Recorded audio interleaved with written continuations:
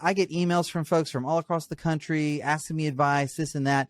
And they ask me about Polygraph. And one of the things that I always say is I support it if you have an examiner who gets it, who understands the therapeutic use of polygraph and understands sex addiction. Can you speak to that a little bit? To all the polygraph examiners out there who are gonna hear this and get all offended, right? And I hate that. Let me just start by saying this. First of all, I'm one polygraph examiner, and I have strong opinions about what I do, and they may feel differently about it. And so this is not a competition for me. I'm not trying to compete with anybody.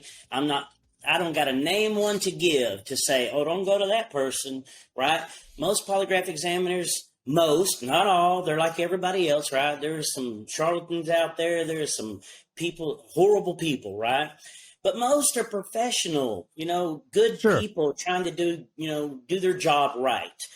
But yeah, there are some significant differences. Polygraph examiners who do sex offender polygraphs, those are part of a therapeutic situation.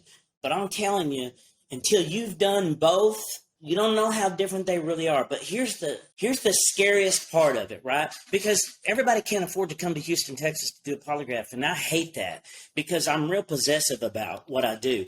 I got more work. Trust me.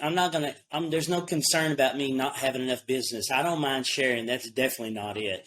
But most polygraph examiners, you said it perfectly, don't get it, right? So there are some key components to that. And man, this is where people get all up in arms, right? I probably would have been one of those people many years ago.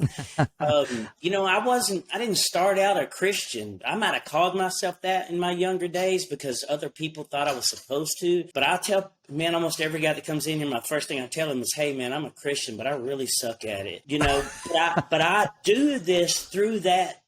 I don't know what the right word even is for it, but that's what I feel like I'm doing when I'm in here, right? I'm doing God's work. Like I've done enough in my own life, right? To feel like I need to get some work put in, right? If I'm going to make my place in heaven. And so I'm sure we all feel that way at some point in our life. But anyway, well, for me, this is it.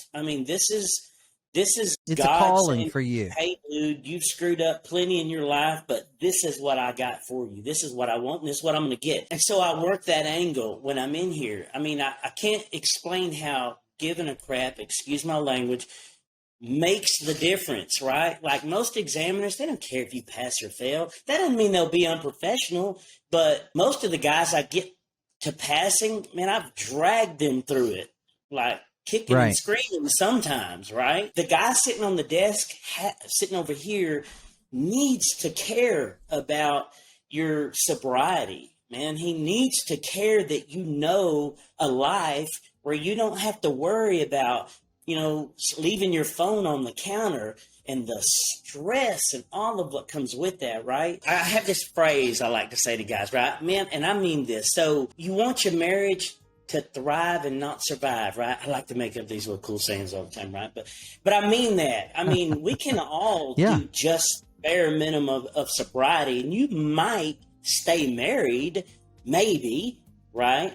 But what kind of marriage will you have if sobriety's all you know? So there's so much more to it than just sobriety. And so that's a whole side of this thing that I can't even help it. It just comes into this, right? I have to tell people all the time, I'm not a therapist, right? So I have to be real careful what I'm saying. But when you work with 400 therapists, man, you get free therapy every single day, right? And so, I use this in my own house.